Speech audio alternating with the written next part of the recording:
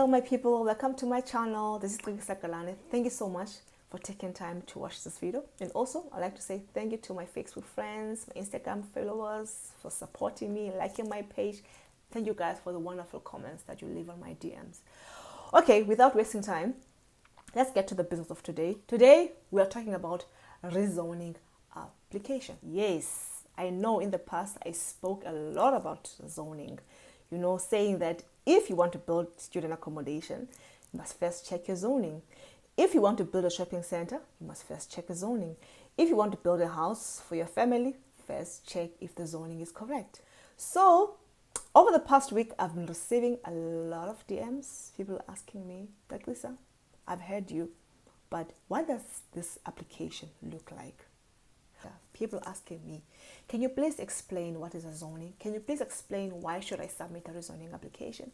Can you also please explain to me, I have a vacant land and I want to put some units. Where do I start?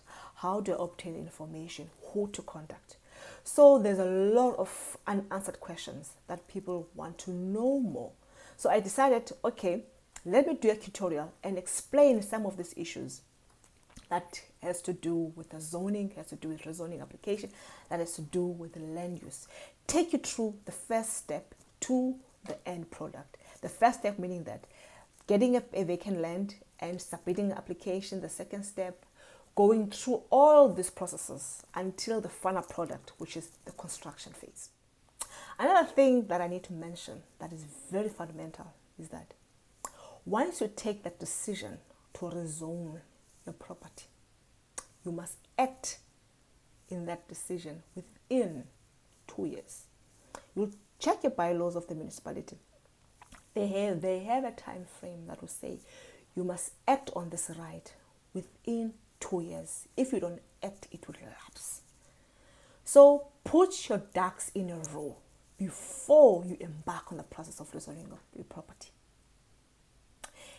Another thing, lastly, that I need to mention, have an objective, a goal when you buy a site. Don't buy for the sake of buying. I've seen, like in my experience, property owners confronted with the situation of land invasion in their properties by the community because property owners are taking long to act on their right. So put your ducks in a row. If you decide to buy a vacant land, start planning. How are you going to get the funding? When are you going to develop? Put the team in place so that you don't find your property being a dumping site or being invaded. So I'm doing the tutorial to take you through that process. Hopefully it will clarify some of those unclarified questions that you have and assist you at the same time in the future when you have to submit that application.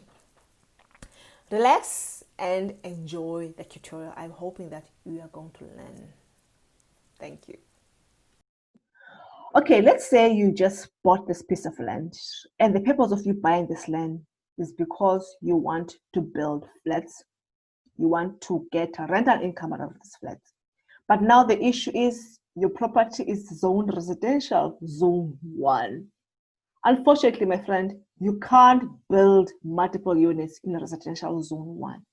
You'll have to rezone this property from residential zone 1 to residential zone 3 in this case, so that it can accommodate your flats. Now you have questions. Okay, I know that now I have to rezone it from residential zone 1 to residential zone 3.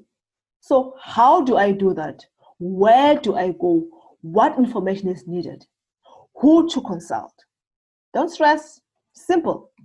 You go to a local municipality. They have all the information regarding properties within their municipality jurisdiction. So they have a system in place that will track your F number and be able to show you your F number is F500. This is information that pertains to your property. Like, this is your zoning, this is the parking requirements, this is the number of dwelling units that you can accommodate to your property. Also, this is the height that is permitted in your site.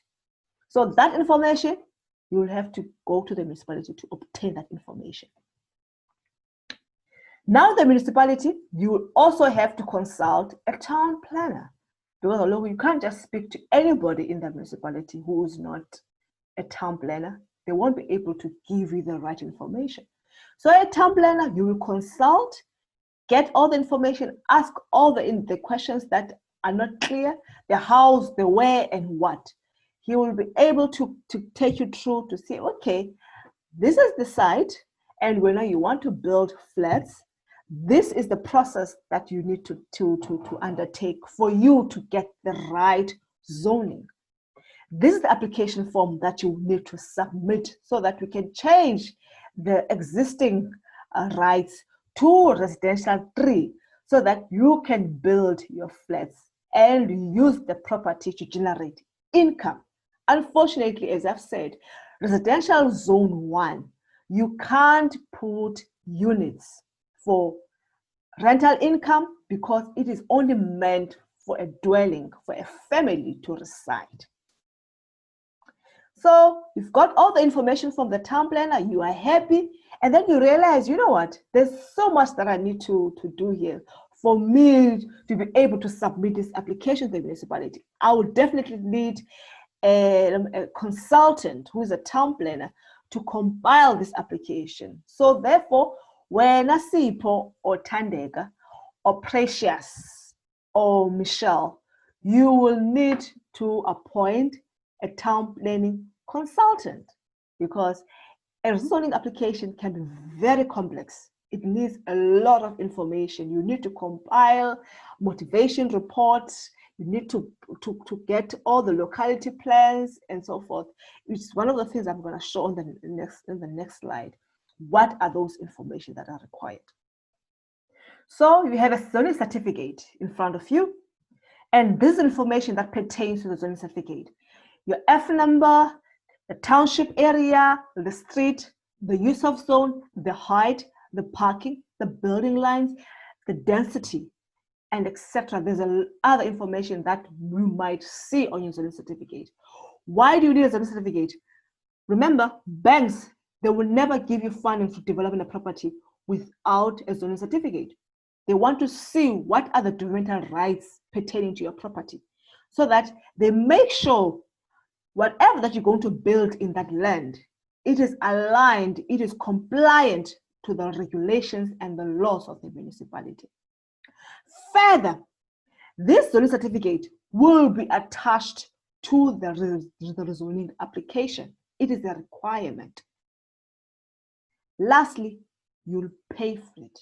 There's nothing mahala in this life, guys. You have to pay for it. But I don't think it's that expensive. Generally, it will cost you 50 Rand, 100 Rand, 200. It depends on the developmental charges of that municipality. Then there you go. There is a rezoning application form. This is what it will look like, guys. A rezoning application form. When you talk about rezoning, this is what it is. This is the information that you will see on a rezoning application. Yes, it can be a 2 or 3 page, but believe you me, the information that they require from that form, it will end up being when you submit 100-page application sometimes. So what information is there? Obviously, your F number, the details of the property, the title deed. You'll have to obtain the title deed because it also forms part of the application. Your zoning details, your rezoning details. So that information, you need to populate it in that form. Unfortunately, if you don't have it, you must go look for it. And some cases, the municipality will have this information. You don't have to stress about it. The system of the municipalities, they have this information. And then we have your checking list. This is where the work starts, you guys. The checklist will say that please attach this information to your application, covering letter, That is your motivation report, the power of attorney, the company resolution, the land use plan, the zoning plan, the SDP. There is a lot of information that is listed here that you will have to get, to attach, to submit to the municipality for your application to be complete. Without this information that they require, unfortunately, you can't submit your application. Even if they allow you, it will be declined. It won't be approved, my friend. So this is what it looked like, you guys. Okay, let's say everything you've managed to obtain, now your application is ready, you've submitted it to the local municipality. Now, who takes the decision on your application? It's a decision-making body. We call them the MPT. So these people, they will sit and go to your application and take a decision based on the policies and the regulations of the municipality. Once they're ahead with the application, they will approve it. But they just don't approve it, Nji.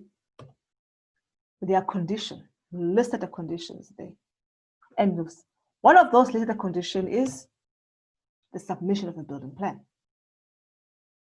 Guys, please, you can't build without an approved building plan. If you have a structure that does not have a building plan, that structure is illegal. Sort it out. Submit a building plan so that your building plan can be approved and you commence with construction. You can't commence with construction if your building plan is not approved. So you will need to appoint a draftsperson to draw the plans and submit to the municipality for approval. Also, it's a process, but you have to do it to be compliant, remember? When you've done everything, then you're at the final stage, development. So you have complied with all the town plan requirements. And now you are ready to develop. You bring your team together, your quantity surveyors, your civil engineers, your electricians, your plumbers, you name them. Then you appoint a project manager, and then you build. At the end of the day, you get what you want. So town planning is the overarching profession within the built environment. Before you see the development of those flats, of that townhouses, or your shopping mall, whatever development, it starts with planning. You plan for it. Then later you will construct. You take all these processes before you can see with your naked eye the development. So I'm hoping you learned something, one or two things from this exercise. If you have any further questions, clarity, don't be scared, DM me. You know, I always answer the questions. I always take time to engage with my followers. Guys, let me leave it there. God bless. Stay safe. Love you.